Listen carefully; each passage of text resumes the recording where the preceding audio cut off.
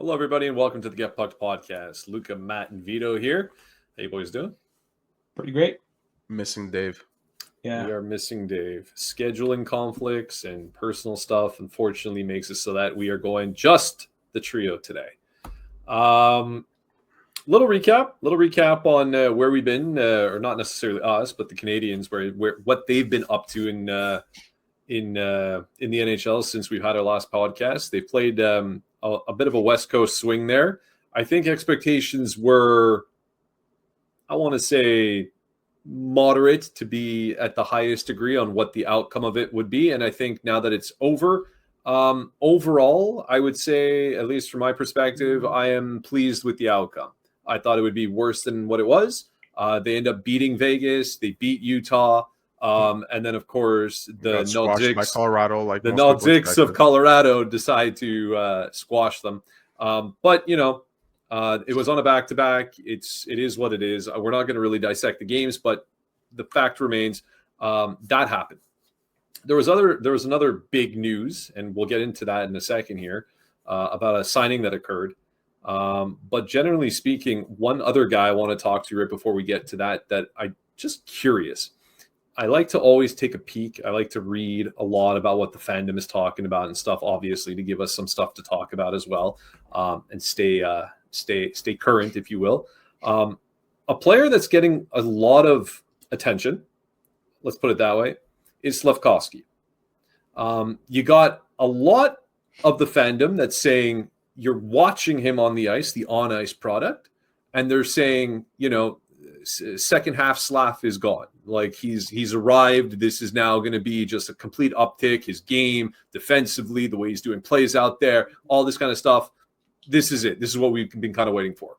Then you got the other sort of portion of the fan base that sort of looks at it and says, okay, maybe it's nicer what we're seeing on the ice, but where are the points?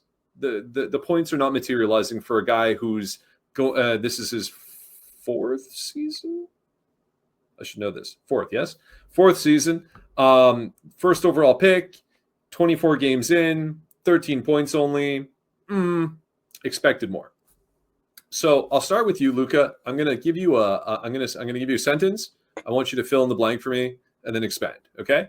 Cool. So after the sentences, after 24 games so far this season, Slafkovsky has blank expectations.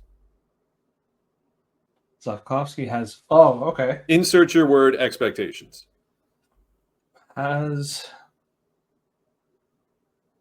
Insert slightly more than met expectations. Okay, so slightly more than met the expectations. Yes. So he's a pimple over what the expectation was. A pimple over. I love that.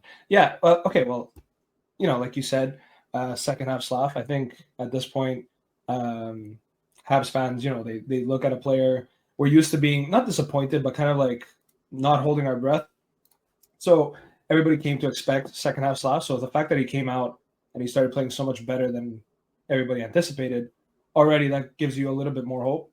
The points, yeah, they're not coming, but they will come. He's playing amazing. There's no reason why it's not going to translate into assists and points eventually. He just has to keep doing what he's doing, and eventually, like I said, they will come. But I have no complaints so far about his game. He's playing fantastic. He's driving that line. He's the guy on that line. He's the one that, you know. And I feel like on the first line, he didn't have that. I want to say I don't want to say confidence, but he didn't have that, you know, like that role of being the driver. But like now he does. So like you see that confidence come out, and I think that's the Slaf that everybody wants to see. Okay, well said, sir. Vito, same sentence. After 24 games this season, Slafkovsky has what expectations? Yeah, it's hard. Huh? Yeah, it's. I don't like the way you're phrasing that question, Matt. But it's your fault. If you're having a hard time answering it, then I like the way I starting phrase to that meet question. my expectations. Okay, that's a good one. Okay. After 24 games so far this season, Slafkovsky has started to meet Vito's expectations. Yeah. Go on. So, expand. yes, he came out stronger this season. out of the gate in comparison to other seasons.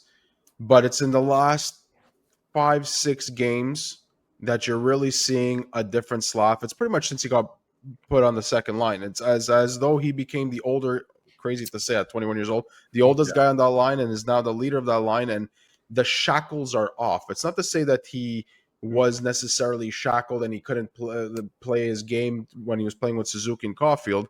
It's just that it was a different style of game on that first line, and now he's playing with Demidov, and you're seeing the two future stars of this team, so to speak, the two guys that were drafted for this team to be the next generation, so to speak, carry the line, and they're working on it, and they're doing well. And you see a power forward, you see elements of Mikko Rantanen in Slafkovsky's game in the last couple of games. The physicality, the way he's driving, the way he's confident with the puck. It's as though he's allowed to be creative and be himself and play his style of game. So I think what we're starting to see now is that Slafkovsky's game is arriving. And now, while the points are not quite there, the little details of his game have gotten so much better, but so much better that it will translate into points. You're going to see the production at some point. I don't expect him to be a 100-point player like Rantanen is. I mean, you never know really, but I just, I want to temper my expectations and manage them as well. I see him as being a guy that can play a power forward game, a very rare game, be a 70-point guy with a 30-plus goal ceiling, and be that kind of presence on the ice where the little details matter. He makes space. He's physical. He goes in the corners, can drive the net, and be a kind of a unicorn player. Be that type of player that a lot of teams want but don't have.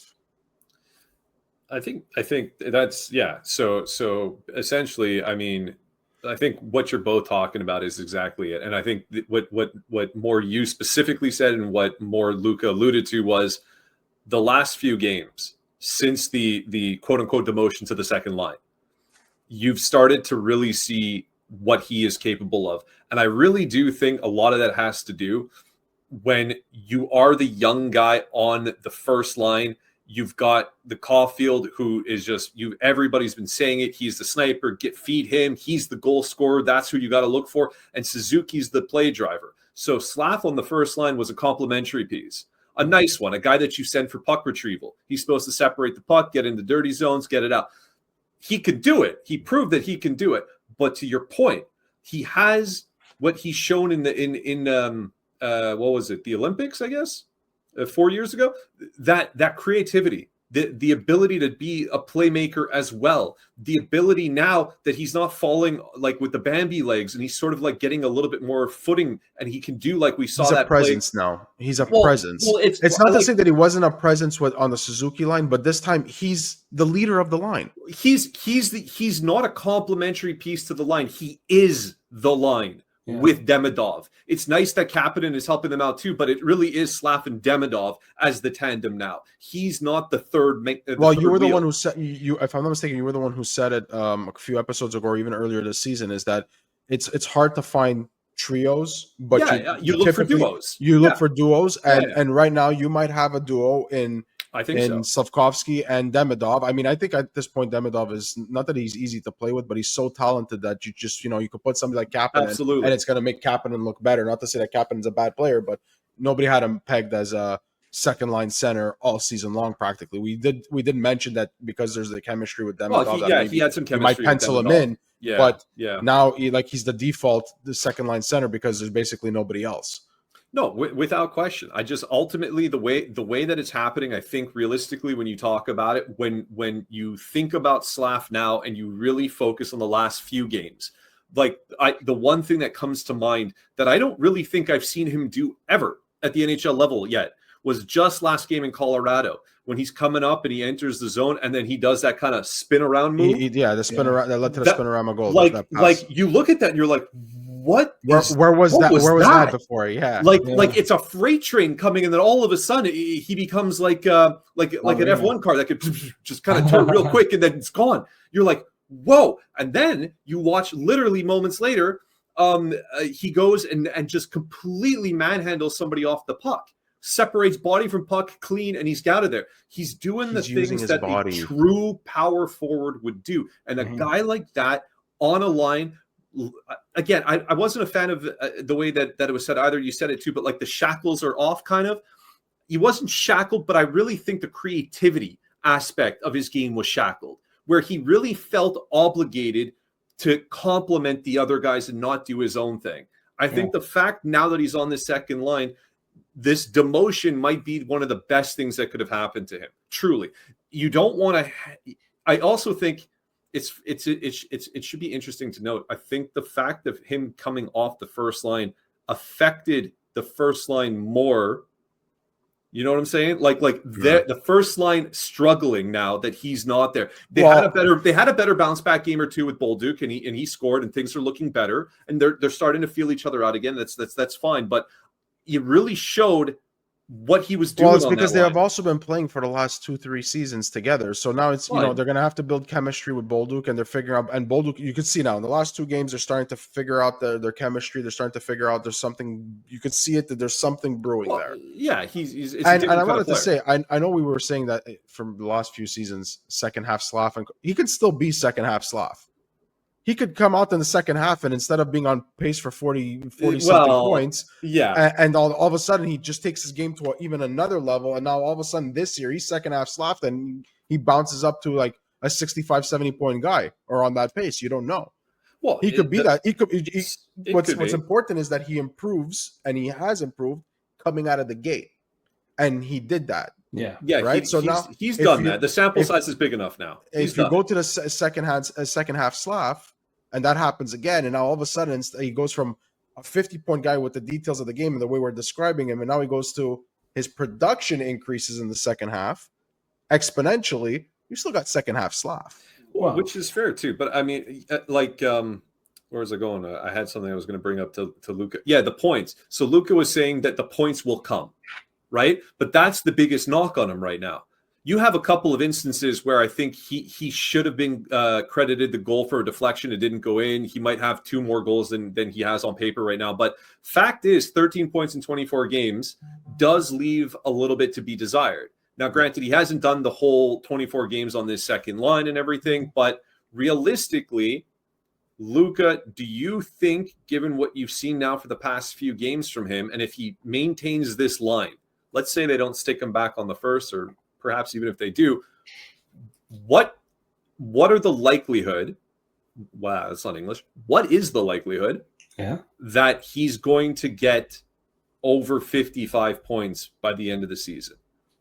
Now, the little quick math for you, just to be clear, he's had 50 points 2 years ago and 51 points last year. Right. Okay. This year, if he stays exactly as is, right? If we put it over the course of the season, he's at 45 points. Second half Slav. Yeah. Dude, so what? Like, give me how you would phrase it, percentage wise. Like, how would you say? Is it more likely? Like, what's your take on him achieving that?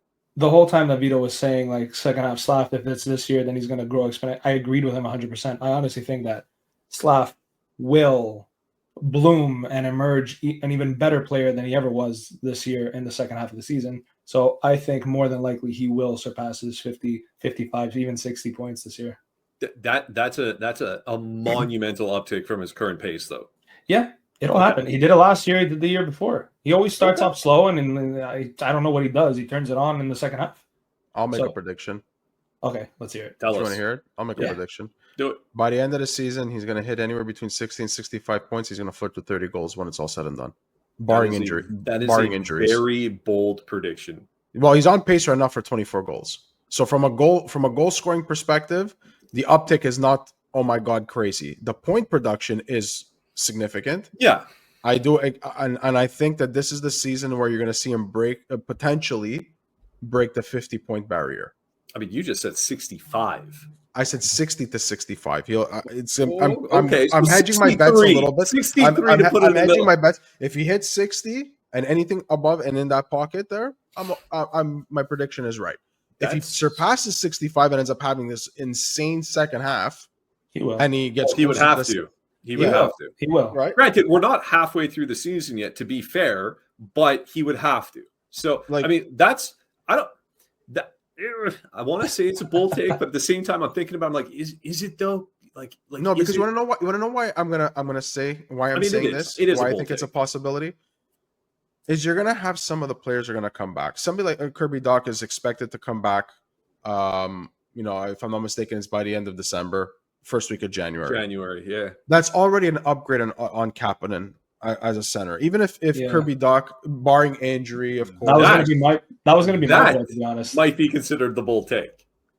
I don't think so.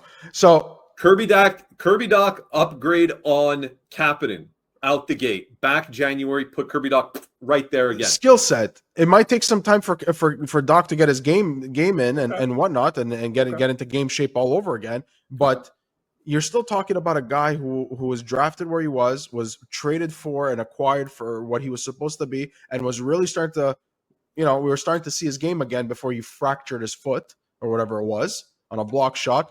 And I still think that he is an upgrade on Kapanen for the 2C. But now assuming that Montreal doesn't acquire a second line center from now till January, the first week of January, Presumably it's Kirby they Dach. won't. If they do happen to acquire one before the Christmas holidays and whatnot, now you're going to look and say whoever you plug there should help that Slafkovsky Demidov line. Well, yeah, I mean, yeah. Right? You'd be very disappointed if they made a move it's worse. Yeah, it could only go up from here, in my opinion. Again, barring injury, barring some catastrophic decline in the season. Right now, he's got 4 points in his last 4 games, and he's showing significant production, significant step in his game since he got on that second line with Demidov. There's some credit to Demidov on that as well. It's not just Slafkovsky by himself, but they're clearly complementing each other. And I think now Kapanen is just the complementary player on that line to play center. End the story. It's interesting because normally speaking, the complementary player is not the centerman. But yeah, I get your point. Yeah, no, it's fair. It's fair. Agreed. Curious to know what the listeners, those that take the moment to write, think about that too, about Slav, because I find him to be a very polarizing player. I don't know why so much so. Well, I do know why, with the high expectation, the first round pick and first overall pick, I should say. But I just really feel like if you're watching the hockey games, like if you truly are a fan of the team and you watch each and every game, you can't say that he's worse than he's been. Like the eyes can't be deceiving everybody who's saying, like, it just doesn't make any sense to me. The points, I understand it. I can understand the argument when you look from just a point total perspective. But there's context to that. And I really think when you look at the product on the ice, it's clear that he's an impactful player. Far, far and away more impactful now than he's been in his career. So very curious to know what people are going to say about that.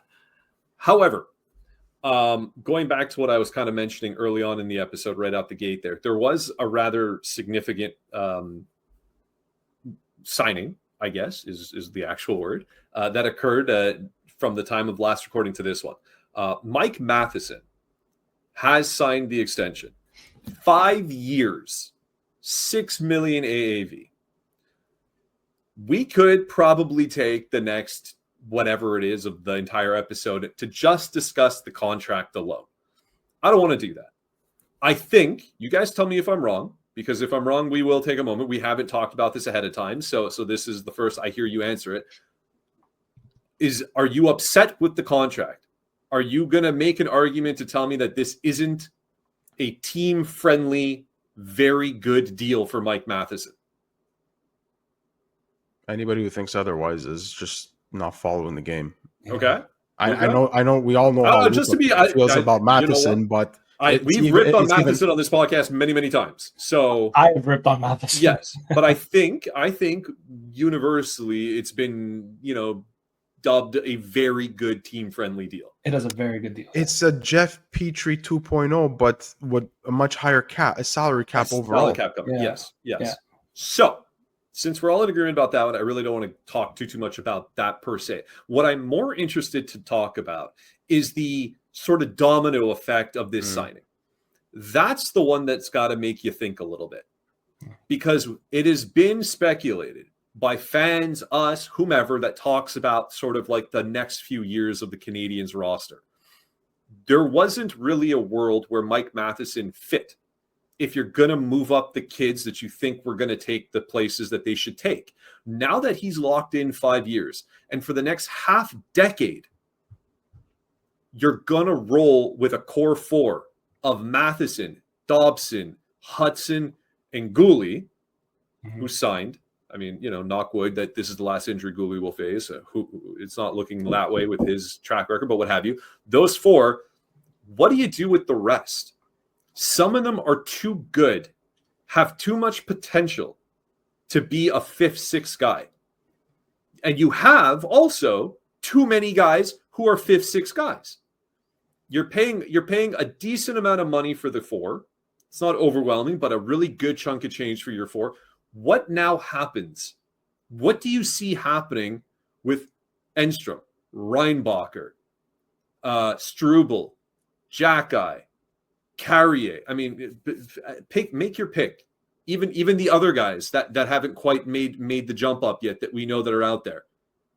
What happens now in this organization since Matheson has put pen to paper? We'll start with you, Vito. I said it at the beginning of the season when we were talking about what would likely happen when we weren't sure whether Matheson was going to stick around or not. And us, along with a bunch of other people, were basically saying that Matheson's as good as gone. It's going to cost too much, so on and so forth. Right now, there was in that conversation that we had, we did say, okay, what if it wasn't the case and they kept Matheson? Well, at that time, I remember we were discussing and saying if Matheson stays and your left-hand side is clogged the way that it is, and you have Lane Hudson that's there, and there's Kaiden Guhle that's there, and Jackeye, and Struble all on the left side, and your right side consists only of, I remember the episode, I think it was when they acquired Dobson. You had Dobson, Carrier, and then there's Reinbacher, and you look at that on the right side. I think what this signing could lead to, and while it may not mean it's going to go there, I think it makes somebody like Kaiden Guhle expendable. And not expendable in the sense that Montreal wants to go out and trade him. They're much better with having Kaiden Guhle on the roster than not having him on the roster. Yeah. But Kaiden Guhle's not the type of player that's going to be a third pairing guy. And how long do they want to go playing Lane Hudson on the right side when he should be playing on the left? So, and I think that when you're trying to acquire a second line center of a certain age to fit for the next 5 to 7 to 8 years, a Kaiden Guhle might push a team over the edge to release or trade away that 2C that Montreal is looking for. There are teams out there in the NHL that are looking for a guy like Kaiden Guhle. I honestly didn't expect that's where you're going to go with it. I mean, and I'm happy you did, because I guess I took for granted thinking that he's one of the four that's in. It's stone. It's locked in. You're not touching him. But you make a good point. I don't know if I agree with it, but I can certainly see that now that you got a guy like him. Let me add to the thought. Go on. The reason why I'm thinking that could be a possibility is also how are the Montreal Canadiens perceiving it. If they see Reinbacher playing the way that he's playing in Laval right now, and he's part of the long-term fixture, somebody like David Reinbacher can replace Kaiden Guhle's two-way game. Yeah, defensively on the right side, which now you allow to the other defensemen you have to go and be placed in the positions of their strong sides. So Lane Hudson gets to be on the left. You have a bit more depth on the right side that's at the NHL level. Okay. That's where I'm kind of seeing this, because they also signed Mike Matheson for the next 5 years. And out of those 5 years, I think let me double check. He's got 3 of those 5 years have no movement clauses. Mm-hmm. And then a modified in the fourth, and then nothing in the fifth. Which means that if you're giving those types of clauses, that means for at least those next 3 years, he's a part of your core four. You've identified him as your core four. Now, his cap hit at $6 million in 3 years from now, or 2 years from now, could suggest, okay, it falls into a third pairing guy, but Mike Matheson's not a third pairing guy either. So the belief there is, and the way I see it, is that at some point Lane Hudson is going to hit the first pairing. And Mike Matheson's going to happen organically due to age, is going to be a perfect fit for that second pairing. at the right age to mentor a Reinbacher that's coming in, whatever the case may be. I could kind of see how it's all going to play out and how it's all going to paint out. The question is, does the Montreal Canadiens, are they ready to move on and trade a piece like Kaiden Guhle, who's a leader, does play with an edge when he's there, and is only 23 years old? We forget that he's only 23 years old. He hasn't even hit his prime years yet. But at the same time, he is not a third pairing guy. The Kaiden Guhle, I mean, okay, well, before I even Again, I'm not just throwing him out. No. He's a piece that I understand a team would covet in a trade for that 2C that Montreal's missing. I can see a lot of logic to what you're saying. I do. But before I get into me, Luca, your take on it, what do you think it means for the team now that they've signed Mike Matheson to this kind of a contract? You're not going to like my answer. I don't want to hear you say I agree with everything Vito said. I mean, every time he would make a new point, I'm like, that's what I was going to say. That's what I was going to say. Well, expand, sir. Expand. On add your own Luca flavor to it. Luca flavor. No, man, like, yeah, no, Kaiden Guhle is exactly the kind of player that I was like thinking of when it comes to not expendable, but like definitely like enticing to like get somebody to trade away the 2C. I personally wouldn't want to trade the younger guys like Reinbacher but like maybe Engstrom, yeah, but like that doesn't really answer the question. At the end of the day, I mean, it's a good problem to have. We have all these great players, but yeah, no, you would have to trade somebody significant, a roster player, and Kaiden Guhle fits that mold perfectly. He's exactly the kind of player that any other team would love to have, barring the injuries. I think Kaiden Guhle is that player that when we were saying, okay, what would you give for a 2C, and we were trying to figure out who's currently there or coming back soon enough to push a team over the edge to move somebody. Kaiden Guhle is an active roster player that you could slot onto your team and makes an immediate impact on your defense. And Montreal, because they've signed Matheson and because they have Lane Hudson and because they have got Dobson and because, there's Carrier there and they seem to really like Carrier and what he brings in. He's a right-hand defenseman. At the end of the day, Montreal doesn't have a whole lot of right-hand defensemen, and Reinbacher's doing what he's doing and whatnot. You kind of look and you say, okay, we wouldn't even be having this conversation if Kaiden Guhle was a right-handed defenseman, but he's not, and you just extended Mike Matheson for the next 5 years after this season. So, they also have Kaiden Guhle on a very, very digestible, good contract. Teams that has significant value to teams. The problem again, I don't want to trade Kaiden Guhle, but just a gift to get. I understand, and frankly. And see that, and that's another kind of philosophical question that I'm even thinking while I want to answer it. Do they sign Mike Matheson if Kaiden Guhle never gets hurt? Well, let me answer your question with another question. If Kaiden Guhle was truly part of the core four, if you want to call it that, would they only have signed them for 6 years and not 8? Why did they only sign him for 6 years and not 8? It's a good question. Now, somebody could come out and say, okay, he gets closer to his UFA years, all of that stuff. Yeah, true. All that stuff is true. However, they didn't have that problem when it came to Lane Hudson. They identified and wanted 8 years. They went and acquired Dobson. They did the 8-year thing. I don't know. They signed 6 years. Slafkovsky, Caulfield, and Suzuki. 8 years. No, I hear you. Listen, I think realistically what it comes down to is I think Kaiden Guhle would have wanted the 8, obviously. I think realistically what it is they hedge their bets a bit. They said they believe in him. They say they trust him. They want him to be a core piece. 6 years is not nothing, but they gave themselves a tiny little bit of wiggle room in case the injuries start piling up and he just either doesn't become the guy they hope that he would ultimately become, because like you say, he's still young and defensemen take longer to mature and longer to really hit their primes and stuff. And he's not even there yet. And what he was already doing on the ice when he is healthy is very, very good. Very strong defensive player, physical guy, really adds an element that you can tell is missing without question. The problem is, unfortunately, it is injury related. Whatever the reason is, he simply cannot stay healthy.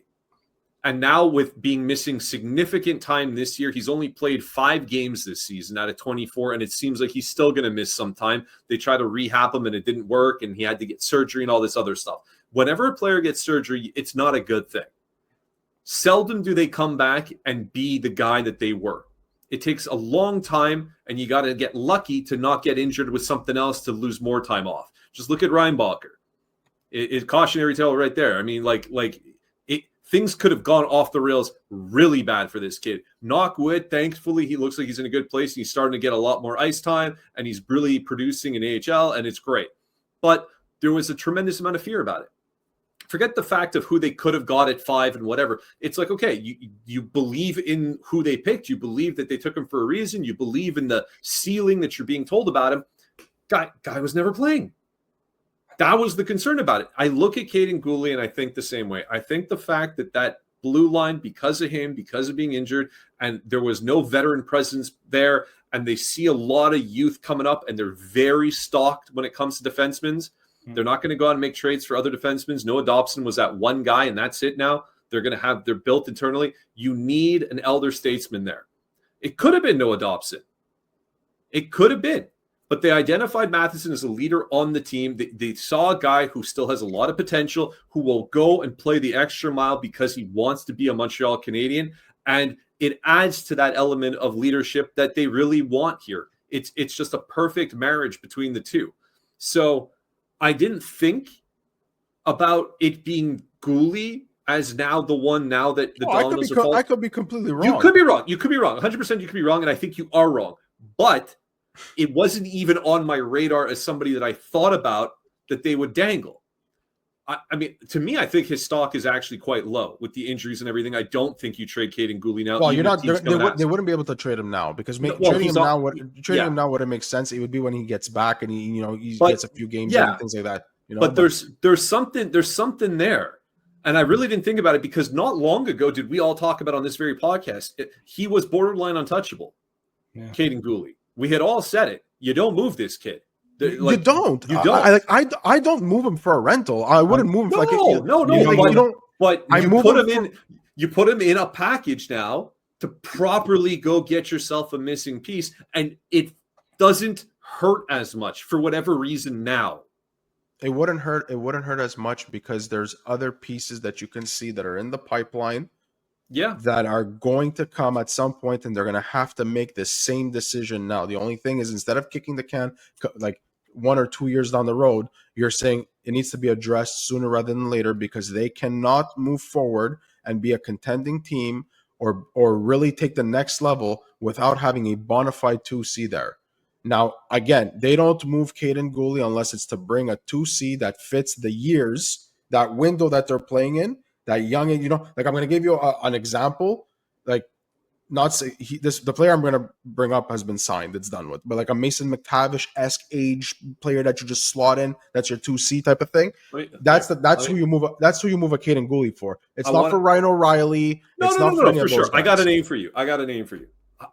Fun. Just a last little hypothetical here. Now that we're talking about it, curious if things in Vancouver continue to go off the rails and Quinn Hughes leaves and they're like, okay, we just lost our captain, best player in the team, but we're blowing it up. It's not worth it anymore, guys. We're going. You have mention who I think you're going to mention. You have I'm just curious. You have a 27-year-old, 6'2" left-handed center who doesn't play like a 6'2" guy, but okay. Who has gotten 100 points in a season before. I can't believe you're bringing EP40. Who is now going to sit on a team that's going through a rebuild. Would you potentially be interested in a scenario where Kaiden Guhle, I hate making up trade packages, but Kaiden Guhle, Hage or the Russian kid, Zadarsky. I forgot. Zarovsky. A first line A contract, and maybe even something else, and go pick up Elias Pettersson with his $11.5 million a year until 2032. He is 27 years old. Did you just say? Hold on. Did you say Hage a first? It's going to be a All lot. that? It's going to be a lot. Now, I want to prefix this by saying I'm terrible at trade packages. so I want it to be, it's got to be a realistic one. And whatever your A prospect is, insert A prospect, a first is a guaranteed, Line because you need money, and Guhle. You're talking about the general manager of the Vancouver Canucks currently right now. If they're still in place to make a move like that, trust me, it won't cost as much as you think. Even better. Let's just circle on the Guhle part then. Are you it sounds like if that's a piece. If Montreal's eating the full contract, the full $11 million, it's going to cost a lot less if they have than if they retain salary to get it closer to like Suzuki's contract. Fair. I mean, putting the actual money, which is not easy to do because of how much it is, but putting the money aside, including Guhle, because when you talk about a trade package like this, you would have been thinking maybe, and this is funny because it's prior to the Matheson signing, you'd think of a guy like maybe, oh, they're showcasing Enstrom, maybe you send Enstrom there. I don't think Enstrom has the kind of flash that Guhle's name has and brings all of a sudden. And you're losing, probably in this scenario, Quinn Hughes is gone. So they want to bring, now he obviously is not going to put up the points. He's not Quinn Hughes, don't get me wrong. But you want to bring in like a proper defenseman to replace what you just kind of lost. You need to replace him. You need. Oh, okay, yes, okay. I mean, again, you're not bringing in Guhle to replace Quinn Hughes. Don't misunderstand me. But on the Vancouver side, you need a body, right? So you bring in a proper young defenseman. Does that make any kind of sense to you? I could see where you're going with this. Actually, before you answer, Luca, does that make any sense to you? Well, like Vito said, he's 6'2", but he doesn't play like it. Like Cole Caulfield tosses this guy around. Laid him out. Oh, so you have no interest in Elias Pettersson? Not no interest, but geez, that's a big package for Elias Pettersson. Well, okay, forget mine. Like just whatever the package might be, it will. Let's be real, guys. It's going to be substantial. It's going to be substantial. They almost acquired Nikas and Kotkaniemi at the time for Elias Pettersson. That deal almost went through. So if you look ended up being traded for like ultimate, well, in a we all know how that played out. But look at what Vancouver was looking for and on the verge of doing, and now what we're suggesting is that they're going to come to Montreal for a package with Kaiden Guhle and whatever. Yeah, well, maybe they're a little bit more desperate than last time. I don't know. I'm not saying it's going to happen. Like I guess really to kind of close on it is not necessarily, hey, let's come up with a package for Pettersson, but it's a guy like that, a legit proper centerman. Now he's many years removed from being a 100-point player, so like let's put him at the same level or slightly under Suzuki at this point. So he's a proper 2, 1B, whatever.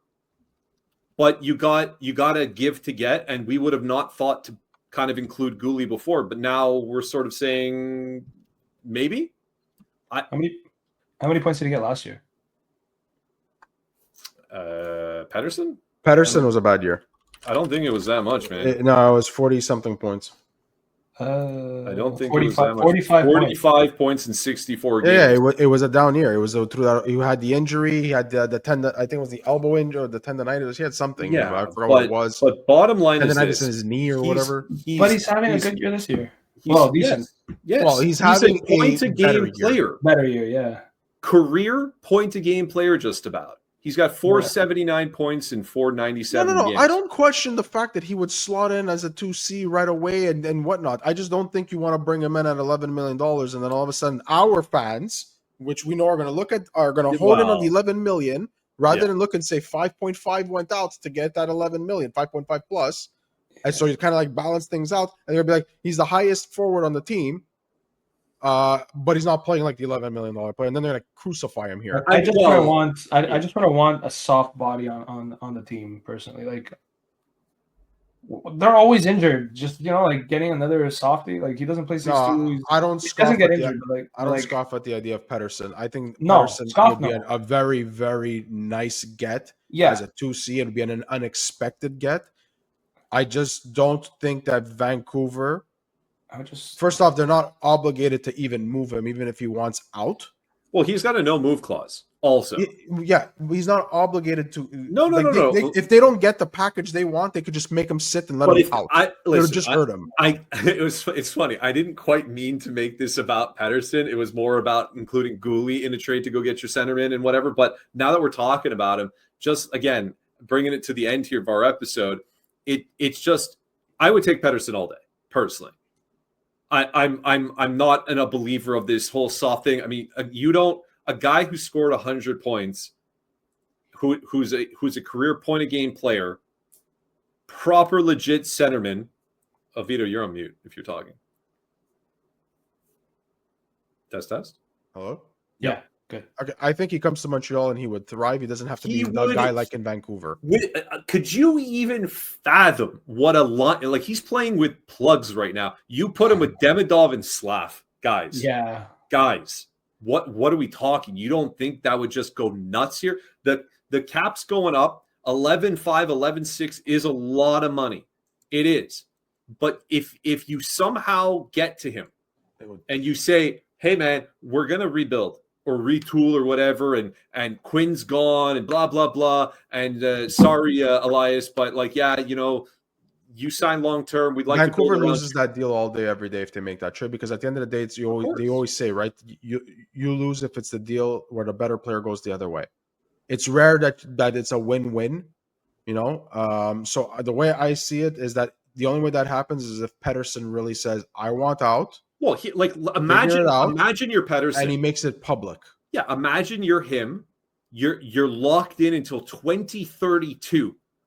And you're on year 2 of 8, and all of a sudden they start shredding the team apart because they're going again. Crazy to say they'd have to retain salary to make it work. Hey, maybe there'd be a tiny piece, but if you don't want to retain, or if you retain, you get a better package.